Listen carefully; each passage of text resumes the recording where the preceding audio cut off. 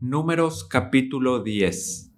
El Señor le dijo a Moisés: haz 2 trompetas de plata labrada a martillo para convocar a la comunidad a reunirse y dar la señal de levantar el campamento. Al toque de ambas trompetas, todos deben reunirse ante ti a la entrada del tabernáculo. Pero si se toca solo una trompeta, entonces solo los líderes, los jefes de los clanes de Israel, tendrán que presentarse ante ti.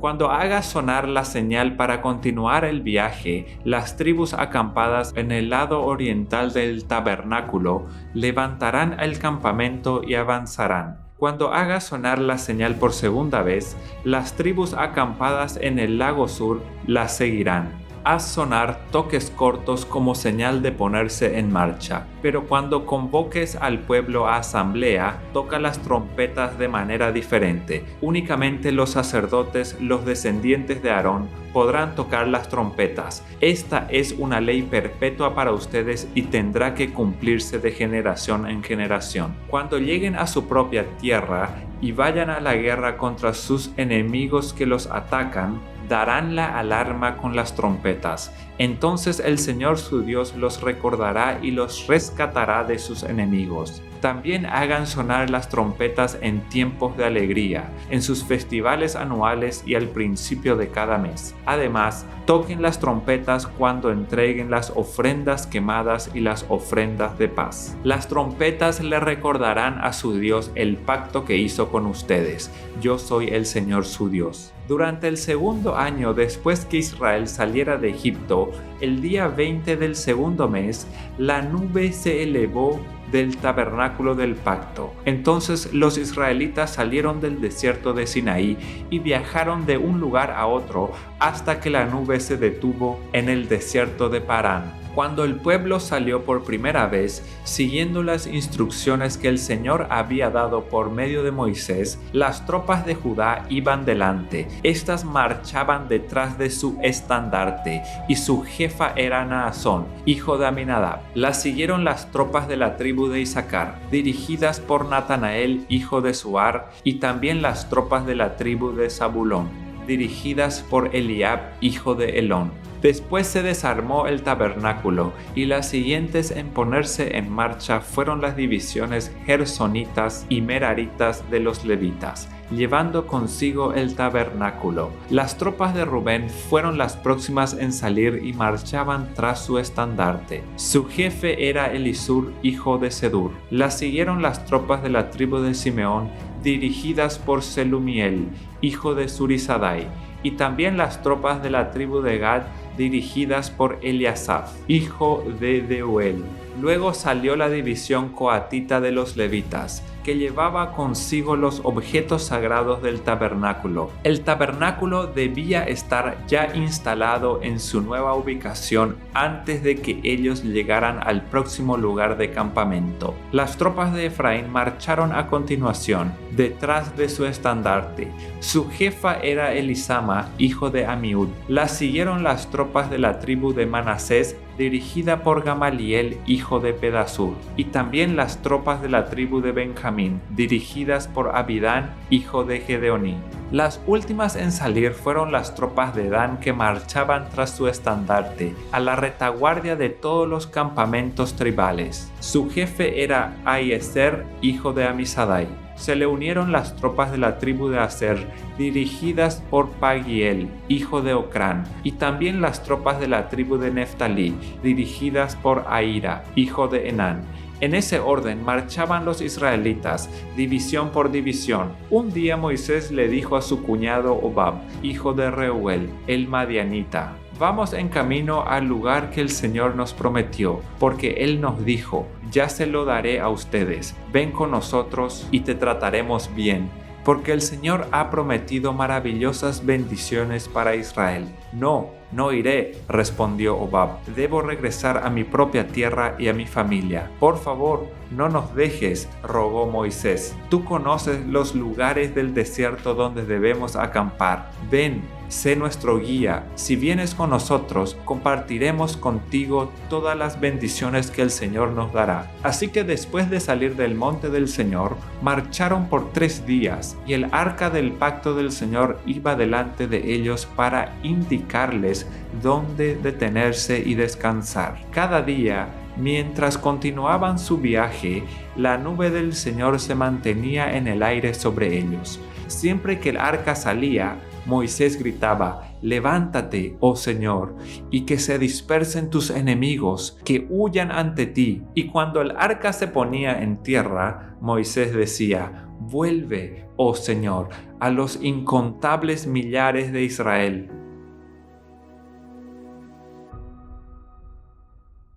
Números capítulo 11. Poco después, el pueblo comenzó a quejarse de las privaciones que enfrentaba, y el Señor oyó todo lo que decían. Entonces el enojo del Señor se encendió contra ellos y envió un fuego que ardió entre ellos y destruyó a algunos en las afueras del campamento. Así que el pueblo pidió ayuda a gritos a Moisés, y cuando él oró al Señor, el fuego se apagó. Después, ese lugar fue conocido como Taberá, que significa lugar del fuego que arde, porque el fuego del Señor ardió allí entre ellos. Entonces la gentuza extranjera que viajaba con los israelitas comenzó a tener fuertes antojos por las cosas buenas de Egipto, y el pueblo de Israel también comenzó a quejarse.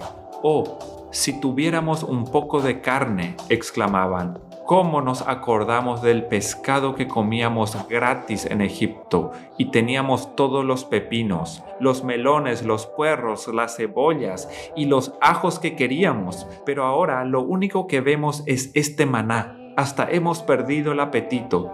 El maná era parecido a pequeñas semillas de cilantro y era de un color amarillo claro como goma de resina. La gente salía a recogerlo del suelo. Con el maná se hacía harina en los molinos de mango o se machacaba en un mortero. Luego se hervía en una olla para hacer panes planos que sabían a pastelitos horneados con aceite de oliva. Durante la noche, el maná caía sobre el campamento juntamente con el rocío. Entonces Moisés escuchó los lloriqueos de las familias a la entrada de sus carpas y el Señor se enfureció. Moisés también estaba muy molesto y le dijo al Señor: «¿Por qué me tratas a mí, tu servidor, con tanta dureza? Ten misericordia de mí. ¿Qué hice para merecer la carga de todo este pueblo? ¿Acaso yo los engendré? ¿Los traje yo al mundo? ¿Por qué me dijiste que los llevará en mis brazos como una madre a un bebé de pecho? ¿Cómo puedo llevarlos a la tierra que juraste dar a sus antepasados? ¿De dónde se supone que voy a conseguir carne para toda esta gente? No dejan de quejarse conmigo diciendo: «Danos carne para comer». Solo no puedo soportar a todo este pueblo. La carga es demasiado pesada. Si esta es la manera como piensas tratarme, sería mejor que me mataras. Hazme este favor y ahórrame esta miseria». Entonces el Señor le dijo a Moisés: «Reúne delante de mí a 70 hombres que sean reconocidos como ancianos y jefes de Israel. Llévalos al tabernáculo para que permanezcan junto a ti. Yo descenderé y allí hablaré contigo. Tomaré del espíritu que está sobre ti y lo pondré sobre ellos también. Llevarán la carga del pueblo junto contigo, y de esa manera no tendrás que soportarla tú solo. También dile al pueblo: purifíquense, porque mañana tendrán carne para comer». Ustedes gemían y el Señor oyó sus quejidos. «Oh, un poco de carne. Estábamos en mejores condiciones en Egipto. Ahora el Señor les dará carne y tendrán que comérsela. Y no será solo un día, ni 2, ni 5, ni 10, ni aún 20. La comerán durante un mes entero. hasta que les produzca náuseas y estén hartos de tanta carne. Pues han rechazado al Señor que está aquí entre ustedes y han lloriqueado diciendo: ¿por qué dejamos Egipto? Entonces Moisés respondió al Señor: hay 600,000 soldados de infantería aquí conmigo y aún así dices: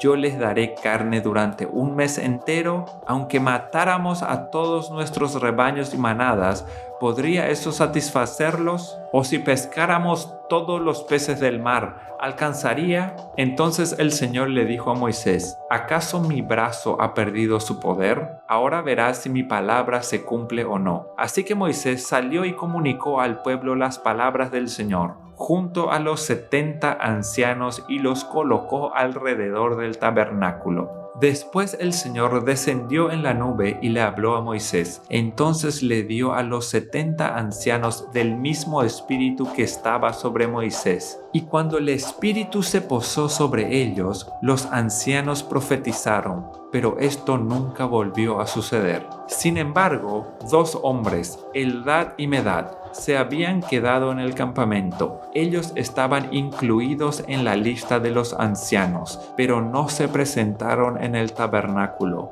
Aún así, el Espíritu también se posó sobre ellos y profetizaron allí en el campamento. Un joven corrió y le informó a Moisés: Eldad y Medad están profetizando en el campamento. Entonces Josué, hijo de Nun, que era ayudante de Moisés desde su juventud, protestó: Moisés, mi señor, deténlos. Pero Moisés respondió: ¿estás celoso por mí? Ya quisiera que todos los del pueblo del Señor fueran profetas y que el Señor pusiera su espíritu sobre todos. Entonces Moisés regresó al campamento con los ancianos de Israel. Ahora bien, el Señor envió un viento que trajo codornices desde el mar y las dejó caer sobre todo el campamento. Había codornices por kilómetros en todas las direcciones, volando como a 1 metro del suelo. Así que el pueblo salió y atrapó codornices todo ese día, a lo largo de la noche y también todo el día siguiente. Nadie recogió menos de 50 canastas. Entonces esparcieron las codornices por todo el campamento y las pusieron a secar. Pero mientras se saciaban de carne, cuando aún estaba en sus bocas, el enojo del Señor se encendió contra el pueblo y los castigó con una plaga muy grave. Así que ese lugar fue llamado Kibrot Hataava, que significa tumbas de glotonería, porque allí enterraron a la gente que codiciaba la carne de Egipto. Después, los israelitas viajaron de Kibrot Hataava a Haserot, donde se quedaron por algún tiempo.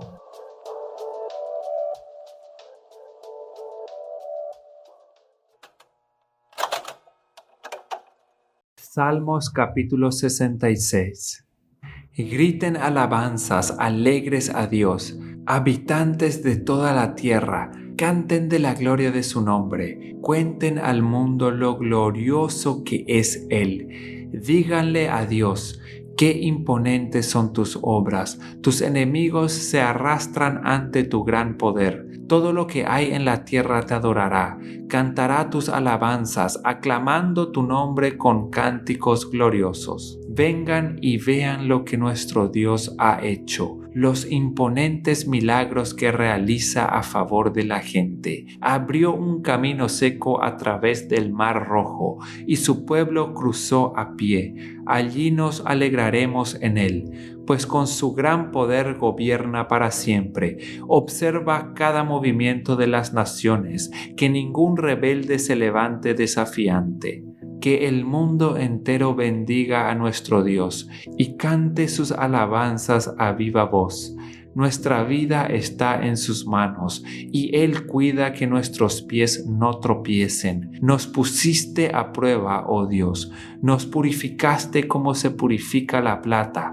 Nos atrapaste en tu red y nos pusiste sobre nuestra espalda la carga de la esclavitud. Luego colocaste un líder sobre nosotros. Pasamos por fuego y por la inundación, pero nos llevaste a un lugar de mucha abundancia. Ahora vengo a tu templo con ofrendas quemadas para cumplir los votos que te hice. Sí, los votos sagrados que hice cuando me encontraba en graves dificultades. Por eso sacrifico ofrendas quemadas a ti, lo mejor de mis carneros como aroma agradable, y un sacrificio de toros y chivos. Vengan y escuchen, todos ustedes que temen a Dios, y les contaré lo que hizo por mí. Pues clamé a Él por ayuda, lo alabé mientras hablaba. Si no hubiera confesado el pecado de mi corazón, mi Señor no me habría escuchado. Pero Dios escuchó, Él prestó oídos a mi oración.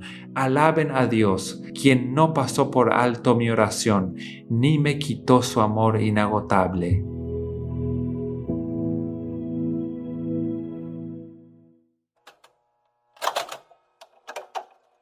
Juan capítulo 7. Después de esto, andaba Jesús por Galilea.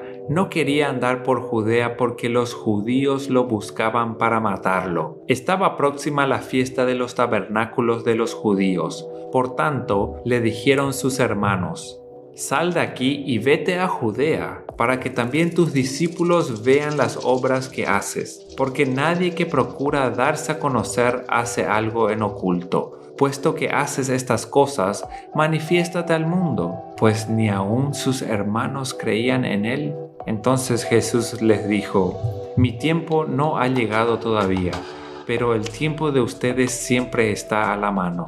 El mundo no puede aborrecerlos a ustedes, pero a mí me aborrece porque yo doy testimonio de él, que sus obras son malas. Suban ustedes a la fiesta.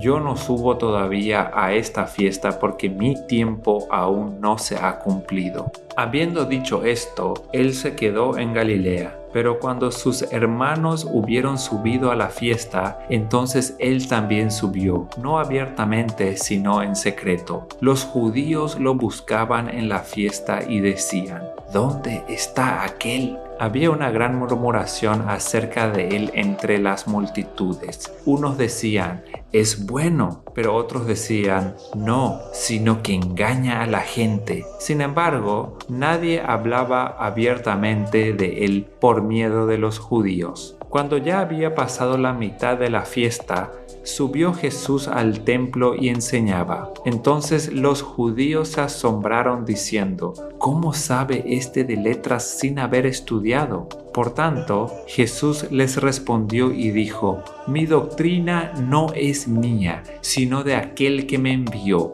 Si alguien quiere hacer su voluntad, conocerá si mi doctrina proviene de Dios o si yo hablo por mi propia cuenta. El que habla de sí mismo busca su propia gloria, pero el que busca la gloria del que lo envió, este es verdadero y en él no hay injusticia. ¿No les dio Moisés la ley y ninguno de ustedes la cumple? ¿Por qué buscan matarme? La multitud respondió: ¡Demonio tienes! ¿Quién busca matarte? Jesús respondió y les dijo: Una sola obra hice, y todos se asombran. Por esto Moisés les dio la circuncisión, no porque sea de Moisés, sino de los padres. Y en sábado circuncidan al hombre. Si el hombre recibe la circuncisión en sábado, a fin de que la ley de Moisés no sea quebrantada, ¿se enojan conmigo porque en sábado sané a un hombre por completo? No juzguen según las apariencias, sino juzguen con justo juicio. Decían entonces algunos de Jerusalén: ¿No es este quien buscan para matarle? He aquí, habla públicamente y no le dicen nada. ¿Será que los principales realmente han reconocido que Él es el Cristo? Pero sabemos de dónde es. Pero cuando venga el Cristo, nadie sabrá de dónde sea.